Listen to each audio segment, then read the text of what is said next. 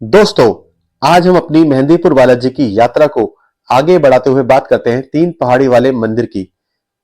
तीन पहाड़ी पर स्थित मंदिर में पंचमुखी हनुमान जी का मंदिर है।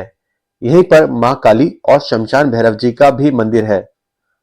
यहाँ भक्तों के बंधन, संकट और बुरी शक्तियों की काट होती है। माना जाता है जिन लोगों के संकट बालाजी आकर कट जाते हैं, उनको तीन पहाड़ी वाले बाबा के दर्शन करना जरूरी होता है। इसके अलावा कुछ खास तरह के संकट तीन पहाड़ी वाले बाबा के मंदिर में कटते हैं।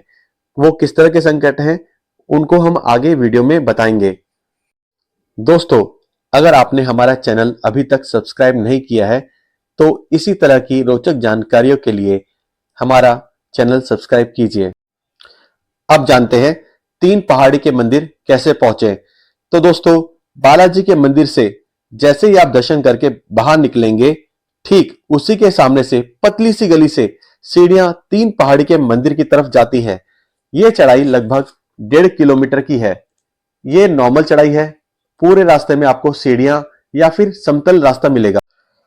इस रास्ते में आपको बहुत सारे छोटे बड़े मंदिर मिलेंगे, जिनमें प्रमुख है प्राचीन मां काली का मंदिर, और उसके बाद आपको प्राचीन अंजनी माता का मंदिर मिलेगा, और सबसे आखिर में आपको मिलेगा पंचमुखी हनुमान जी का मंदिर, जिसे तीन पहाड़ी शक्ति स्थल भी कहा जाता है।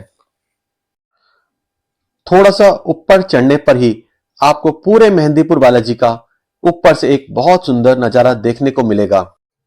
थोड़ा से ही ऊपर चढ़ने पर आपको दर्शन होते हैं प्राचीन काली माता के मंदिर के, और उसके बाद थोड़ा सा और आगे जाने पर आपको दर्शन होते हैं प्राचीन अंजनी माता के मंदिर के। यहाँ पर पति पत्नी दोनों आकर संतान प्राप्ति के लिए मन्नतें मांगते हैं।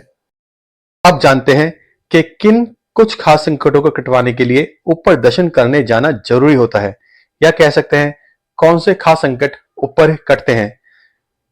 अगर किसी ने किसी भी प्रकार की मसान लगा दी हो, तगड़ी वाली तंत्र विद्या कराई हो, किसी अघोरी का किया हो, या कोई ऐसी चौकी छोड़ दी हो जिसकी काट ना हो पा रही हो, या फिर कोई ऐसा संकट हो जिसकी काट नीचे बालाजी के मंदिर पर नहीं हो पाई हो, तो आपको तीन पहाड़ी वाले मंदिर पर जाकर दर्शन करना जरूरी होता है। या अगर आपका संकट बार बार आ रहा हो, बैठ ना रहा हो, तो भी आपको तीन पहाड़ी शक्ति स्थल पर जाकर यह संकट कटवाने चाहिए। सबसे ऊपर तीन पहाड़ी शक्ति स्थल पर हनुमान जी का पंचमुखी रूप लेटे हुए विराजमान है, या ये कह सकते हैं हनुमान जी पंचमुखी रूप में विश्राम कर रहे हैं। तीन पहाड़ी शक्ति स्थल पर आपको पंचमुखी हनुमान जी के मंदिर के बाहर मां काली एवं शमशान भैरव के मंदिर के साथ साथ 64 योगिनियां भी मिलेंगी। अब जानते हैं तीन पहाड़ी शक्ति स्थल पर बंधन कटवाने का सही तरीका क्या है। सबसे पहले आपको पंचमुखी बालाजी का भोग लगाना चाहिए।